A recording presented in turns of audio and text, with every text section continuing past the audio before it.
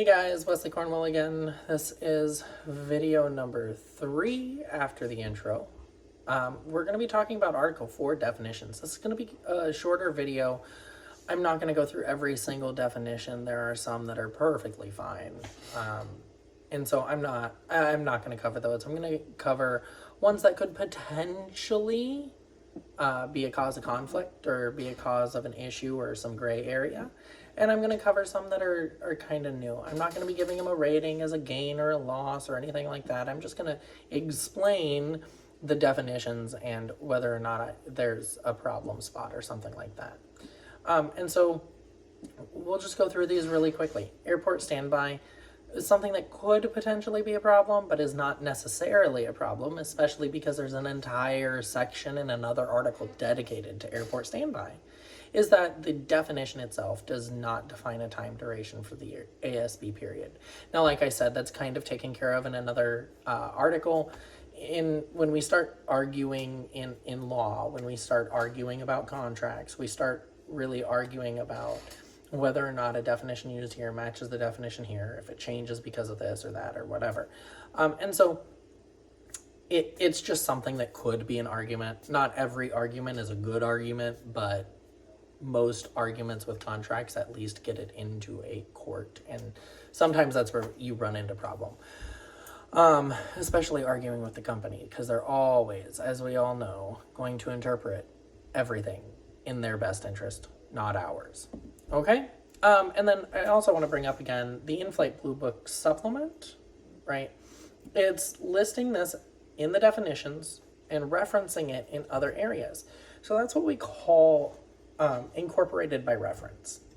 And so what it is whatever the In-Flight Blue Book says, is as long as that provision is not in direct conflict with the contract, then it's a part of the contract. But the company can change it whenever they want. So I want to kind of hammer that home a little bit.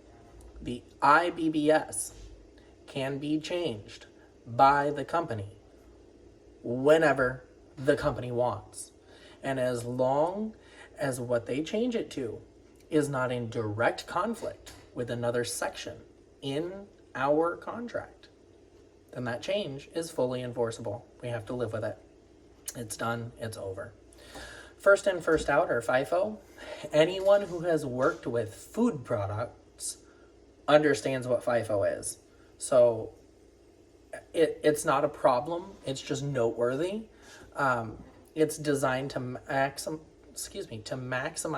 rest for reserves.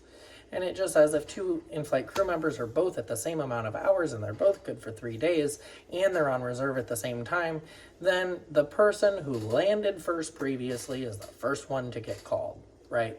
So it's kind of like rotating those canned goods in a grocery store, or if you've ever worked in a restaurant, rotating that food. So every time you get a delivery, you've got to take everything off the shelf to put everything on the shelf and then put all the old stuff back in front.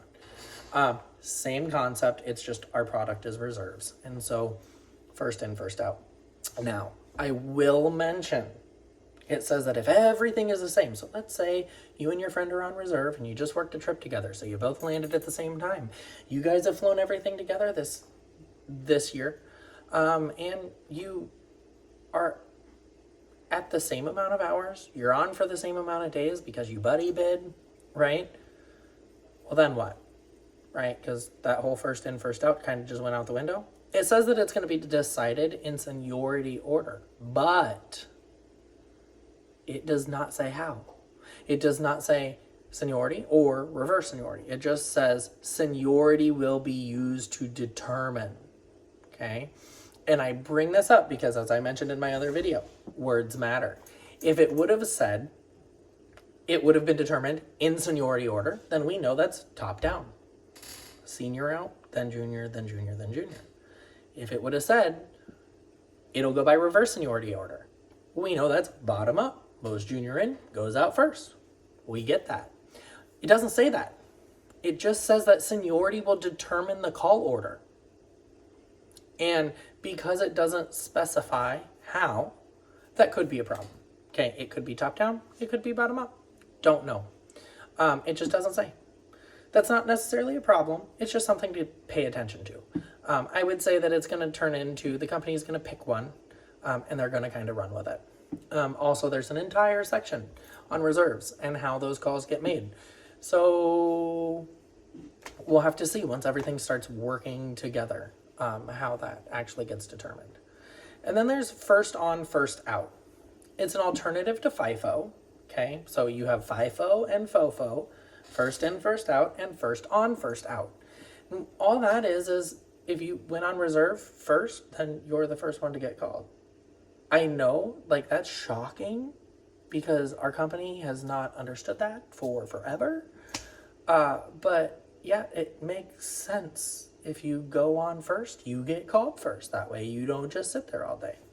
And so, yeah, FIFO and FOFO, those are both in regards to reserve or line holder reserve, things like that. Same issue when seniority determines. It just doesn't say how it's going to be used to determine. Okay, so it could be top down, could be bottom up. Again, not a problem, just something to pay attention to. IROPS. It doesn't define them. It just says it's an irregular operation. It doesn't say anything about what that is. So my issue here is we have a nice little chart in the IBBS. But what's the problem with the IBBS? It can be changed whenever the company wants, right? So what if the company decides to be really petty? Well, they could change the definition of IROPS so that one flight delay is a level 1, and if there's 2 flight delays in a 24-hour period, we're in a level 2. I bring that up. Obviously, that's not likely to happen, okay? But I bring that up because there's so much in this contract that is dependent upon whether or not we're in an IROP and whether or not we're in a level 2. And there's just no definition at all. And the IBBS can be changed whenever the company wants without the union's input, as long as the company gives the union a heads up. And so that's not protection, okay? I know I said I wasn't going to rate this, but I would rate that as a loss. We need to know what an IROP is. We need to know what a level 1 is. We need to know what a level 2, 3, and 4 are. We need to know that so that we know which work rules we're operating under and so that we can kind of forecast for our own life. All right. Premium pay scale. Well, and a lot of people have already noted this, and I don't want to hound it to death, but it does increase the pay divisor from 75 to 77. And so what that amounts to is a 1 hour loss because it's paid at 1.5 times. So 0.5 plus 0.5 to represent those 2 hours of difference is 1 hour. It's a 1 hour loss of pay for anyone on premium pay every month moving forward. Again, I'm not going to hound it, but I will say it's one more free hour for JetBlue. If you kind of look at it, yeah, it is what it is. At this point, everybody kind of knows that one.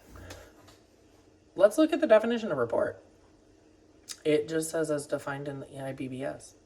Okay, well, there's also another section that talks about reports, and it kind of sets some time limits, which is great. So that helps with some of this ambiguity. And that's Article 11, Paragraph B, Subdivision 5, that talks about it. But it still allows JetBlue to change the definition of report in the IBBS as long as it's not in conflict with the contract, so they can add more requirements to us when we report, as long as it's not precluded or specifically denied in the contract already, simply by changing the IBBS. And again, the IBBS can be changed whenever the company wants. It is at their will. It is not solidified for 5 years like this contract is. And it is incorporated by reference.